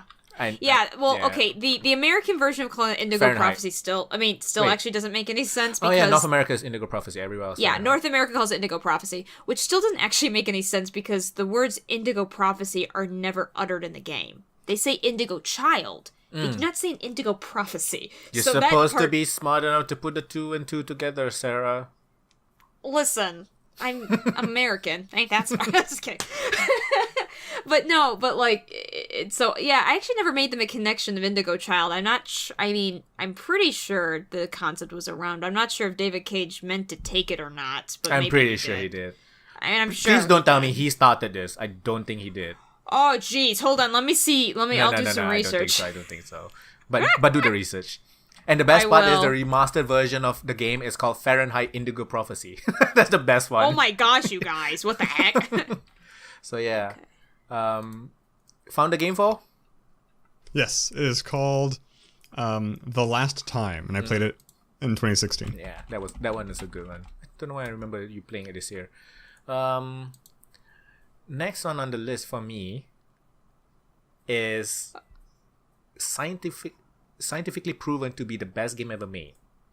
Best series ever made. I was waiting for you to reference this game. It's called Skylanders. Oh, it's not what I thought you were going to say. Wait, what you think I'm gonna say? I thought you were going to say Persona 5. Ah, right. Persona 5 doesn't have plastic toys. If only it did. For me to waste money on. They do have figures, though. And for me, it's a literal waste of money because I don't have American Toys R Us here. I don't have more your fucking buy one free million freaking deals. God damn. I just bought 7 figures last week. By the way, before you go on your love and unending love of Skylanders, I have, thanks to the powers of Wikipedia, I have discovered Indigo Children, the concept of Indigo Child came first before Indigo Prophecy or Fahrenheit. Okay. So yes, he likely took it from them. Okay. We now know. I won't be surprised if David Cage is one of those crystal healing believers. I really won't be surprised. Yeah. Oh gosh, probably. Yeah. What do you mean, guys? Fahrenheit's a documentary. Can you imagine? Anyway, Skylanders. Tell us more. Best game ever made. Technically, the last game that came out was last year, 2016. Imaginators. And then I got Swap Force. And then I got Trap Team. And Superchargers. Not just for the PS4, also for the 3DS. Fucking hell. This game is draining me. Why? Why am I letting it do that? But it's more like hey, I found out that this thing is actually fun. But the real best game ever made is kind of a tie, actually. And I wasn't expecting it to be a tie. Persona 5 and Yakuza 0. I have no idea which one I prefer. Oh, huh. It was clear-cut Persona 5. Until I played Yakuza 0. Totally different games. Very Japanese, but totally two different games. And if you have a PS4, you have to play this. You have a PS4, Sarah. You have to play this. I do. Yeah. You gotta play. And because Persona... I need someone to buy me Persona 5, because I'm kinda still on a refusal till they start putting a female protagonist. But I'll play it if someone gives it to me. I have no shame. Don't wait. Persona 3 had it, but Persona 4 did not, right? Golden, no. Persona 4 did not. No. I don't expect Persona 5 to have it. No, it won't. And it's like... But anyway. I recommend it for people who want to get into a JRPG but never played one before. Yeah. I mean, very good probably beginner really JRPG. like it. Yeah. I just don't want to give them my money. But yeah. It's a very good beginner JRPG because it has so many like quality of life things in it. And it makes it really just easy to play. And you know how very stylish. Oh, very stylish. It just oozes style. Have you seen the cosplays of the freaking menus? Oh my gosh. It's so good. And like, you know how like turn-based JRPGs, sooner or later the combat start to become very samey. Yep. And it kind of gets a bit boring and grindy. Yep. But this one, the combat is so fun. I didn't care that it was grind. Well, you don't have to grind that much if you don't want to, but I did. Okay. Because the combat is just that fun. Mm-hmm. You get to negotiate with fucking demons. It's so cool.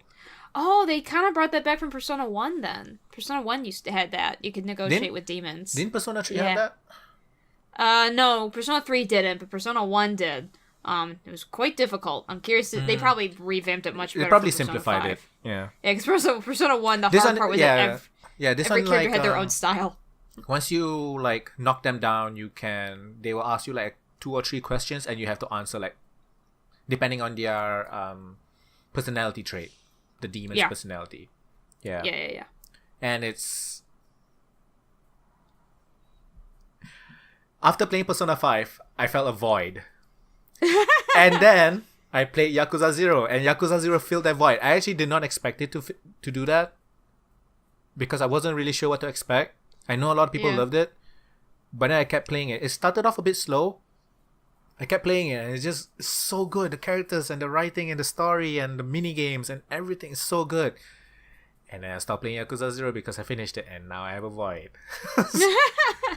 You've been burned twice now. But it's pretty cool to have like 2 games that is like really, really at the top in 1 year. I think it's really cool. Yeah. So those are basically my 2 top games for this year. Cool. Yeah. Any more? I don't have any other games. No, those were the only ones that I really cared about. I also play Flint Hook. Flint Hook is pretty good this year. It's a fun game. A lot more games I need to play. That is it actually. Yeah, I think that's it. Yeah. Woo! 2017's almost over. Thank God. Oh man, it was a pretty shit year for me too. I really wish 2018 is better. I really want to Switch. Yeah. That is what I want. That's my goal for next year. Getting That'll a Switch. make everything better. It'll make everything better. Yeah. I want to play Mario. Like, I really want to play the Mario game and the Zelda game, but I really want to play Mario Rabbids. I really want to play that. Yes. Yeah. I want to play Mario Rabbids. I want to play Battle Chasers. I want to play Stardew Valley. Stardew Valley. I want to play Golf Story. Yeah, I'll probably cave and get Stardew Valley. I still don't think I will like it, but I'll cave. I might cave. It's just not I'm not usually... I'm into the whole silly, like, romance simulation, but I'm really not into farming simulators at all. Were you into Animal Crossing? No. Harvest Moon? No. Yeah. Are you forcing yourself to play this because everybody loves it? I feel like I should try it at least. Give it a shot. Yeah. Yeah. Was it the same with Undertale? Before you played it, were you like, No, actually, I was excited to play Undertale, because I was told about it, and I thought it sounded cool, and then I did see a preview of it from Game Grumps, and I was like, oh, this looks really cute, and stylish, and interesting, and so I was more willing to try it, because Undertale is a kind of game that I could play. Like, I like RPGs, and I liked it because it was a simplistic one, and a lot to explore, so no, Undertale was the kind that I was more willing to play. It's just that I never got into farming simulators, and to me, they're not very exciting. You know, I don't get a lot of excitement from, like, trying to grow, like, it's not my kind of thing. I'm not into, what are those games called?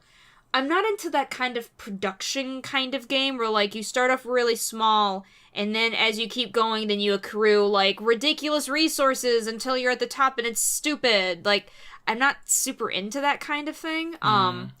So, unless it's something like for Skyrim, it was kind of fun only because, like, oh, I want to get a house, but I need this much gold, so I need to do all these quests to get this much gold. And that was okay. And now, after a while, Skyrim, I have so much gold that I can get whatever I want, so that's just boring, right? So, that's the thing, is it's like, oh, okay. So, I don't know. So, but, I'll see. I don't know if I'll actually spend money on it. Maybe I'll just borrow it or something. We'll see. So, yes. Do you think this is a good place to wrap up our fun episode of the year? I think so. I got nothing else. What about movies? Yep. Thor Ragnarok. That was a fucking good movie. Thor Ragnarok was real good. Yeah, that was real good. Thor Ragnarok. That was super good. Do you think you're going to see Ready Player One?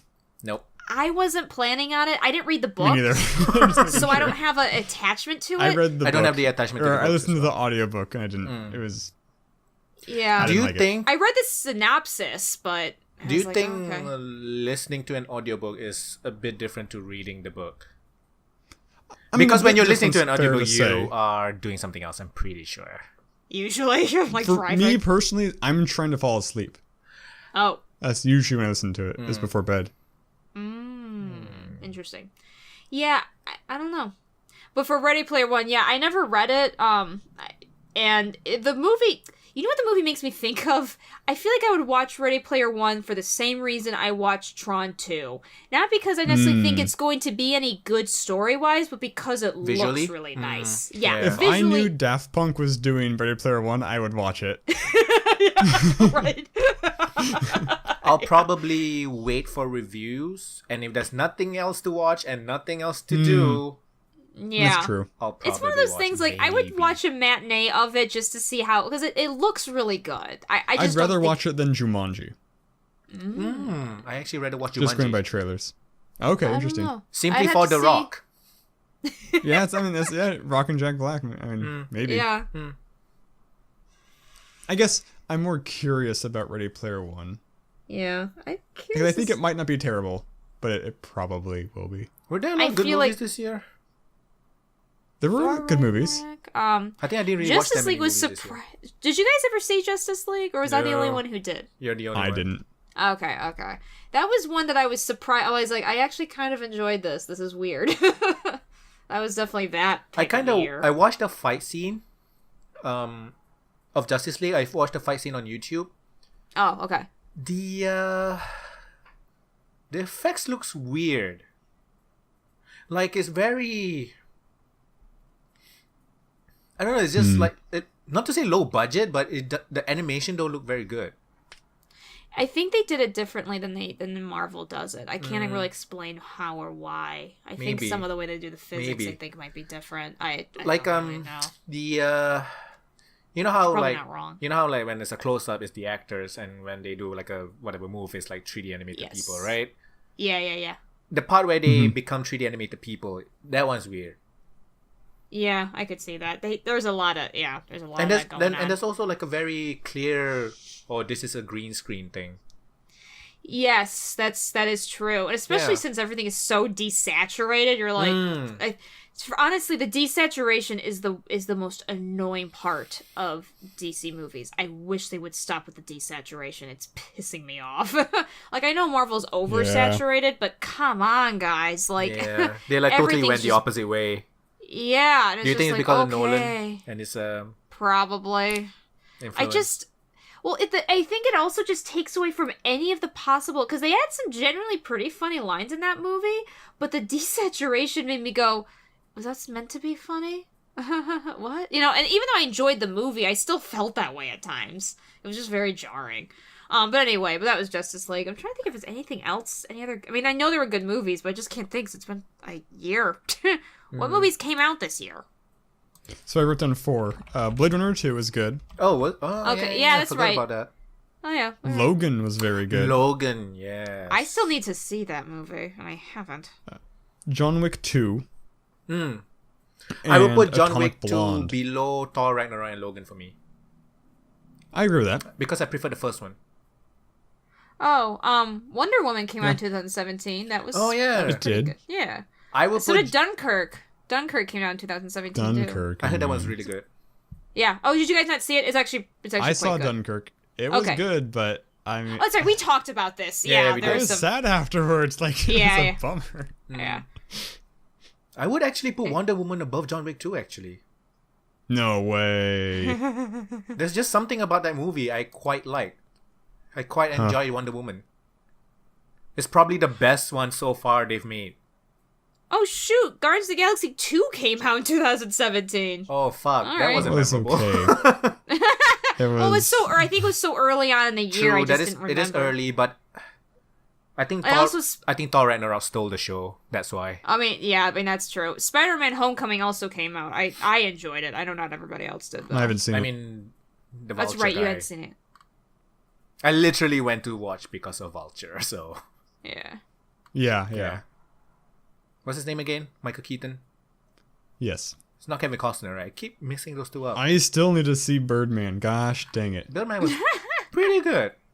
That's right. Very artsy-fartsy, but quite good. I think I'd like it. Michael Keaton, Ed Norton, 2 of my favorite guys. Yeah. So yeah, I think I will put Thor Ragnarok number 1, Logan number 2, Wonder Woman number 3, John Wick 2, and then everybody else can fight for number 5. I think I'd go Thor, Logan, Atomic Blonde, Oh yeah, I haven't Blade watched Runner. That. Oh Fuck. yeah, that was a movie. Need to watch that.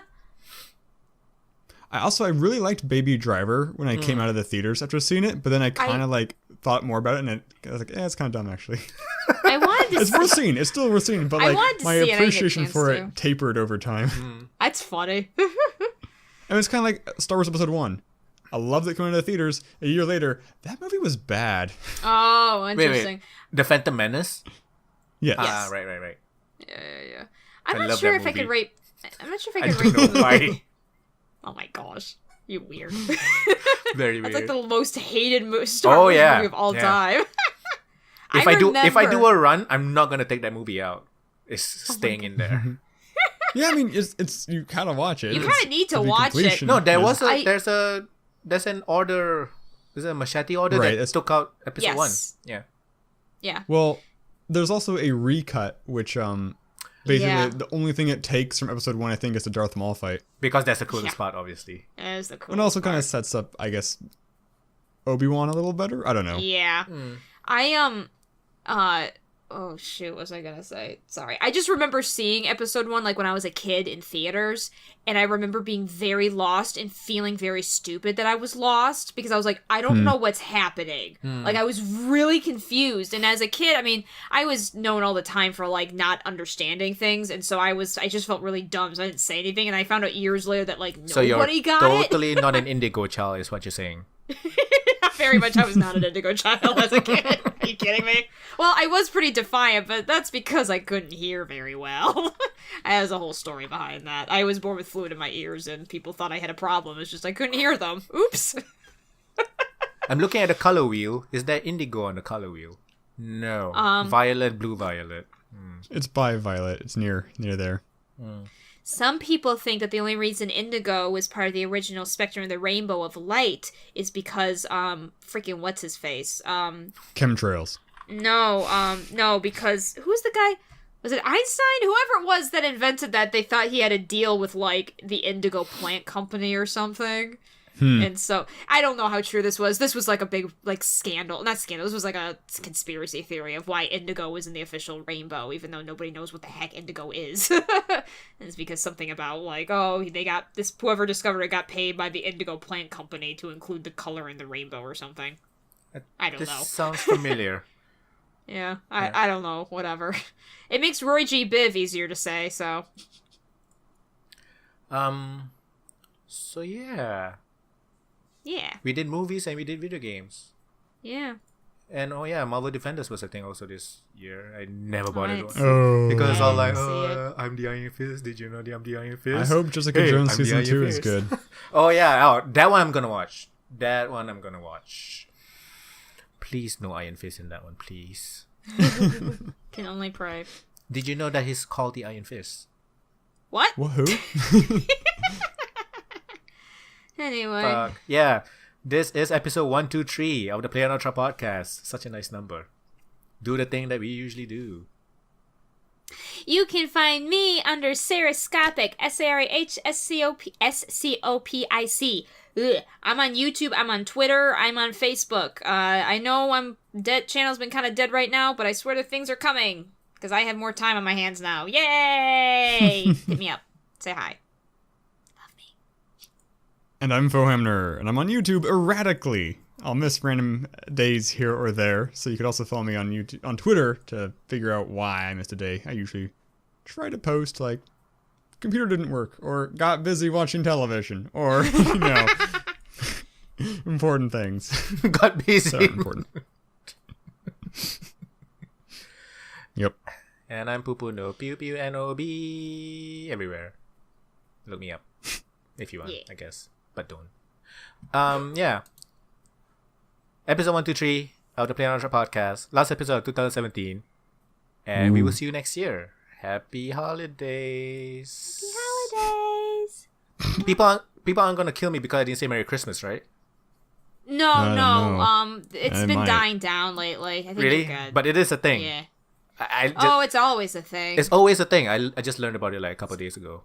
Not here in California so much, but yeah. Well, yeah. Not in California, I hope. But yeah. I mean, I've heard it less this year, but yeah, it's always a thing. I thought the thing was always Merry Christmas and Happy Holidays. I thought it was like... It was a Happy New Year. You would think, especially since holidays actually comes from the word holy day, but, people be butthurt, so... Yeah, all the butts. People be butthurt. Yeah, all the butts. 2017. 2017, people be butthurt. It's a pretty good theme. 2017, people be butthurt. Oh my gosh. Dang, that fits a little bit better than I would like it to. Yeah, it suits. It's sad that it suits, but it suits. I know. Oh, jeez. All right. Yeah. Bye, guys. Bye bye. See you next year. Bye.